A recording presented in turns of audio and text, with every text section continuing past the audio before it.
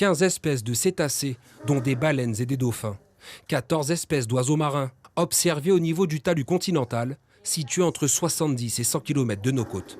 Les équipes de Greenpeace et 5 scientifiques composent cette expédition, avec en toile de fond la découverte de la mégafaune et le traité mondial pour les océans, qui se négocie en ce moment aux Nations Unies et dont l'objectif est de préserver le milieu marin et réguler les activités en haute mer. On avait la volonté déjà d'informer le grand public sur ce traité, mais aussi de montrer les menaces qui pèsent sur l'océan et la richesse des océans. Donc on a commencé l'expédition pôle to pôle en avril dernier et on a commencé par l'Arctique pour mettre en lumière le lien entre océan et climat.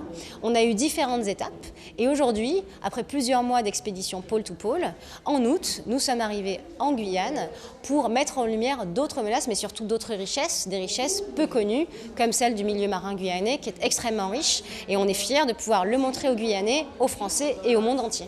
Le chargé de campagne climat et énergie de Greenpeace Brésil participe à l'expédition. Son inquiétude, la compagnie pétrolière britannique BP, qui souhaite explorer la partie brésilienne du récif de l'Amazone. Il est important de savoir que la menace est encore plus grande aujourd'hui.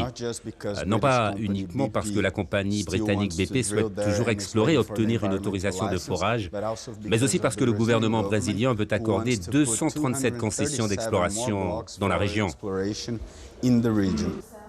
Chercheurs et plongeurs vont de nouveau embarquer à bord du navire Esperanza, appartenant à Greenpeace, pour la seconde phase de l'expédition. En fait, on est dans le prolongement d'une campagne que mène Greenpeace avec des scientifiques depuis 2017. C'est la 3e expédition qu'on fait sur le récif. La première était uniquement au Brésil. La deuxième, l'année dernière, était aussi en Guyane et on a pu prouver que ce récif était présent. Et maintenant, on prolonge le travail scientifique pour pouvoir comprendre justement les dynamiques des espèces présentes, les caractéristiques génétiques de toutes ces espèces.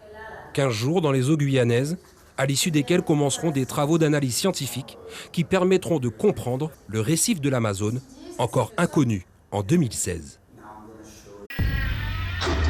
Suivez l'info sur Guyana Première, télé, radio et Internet.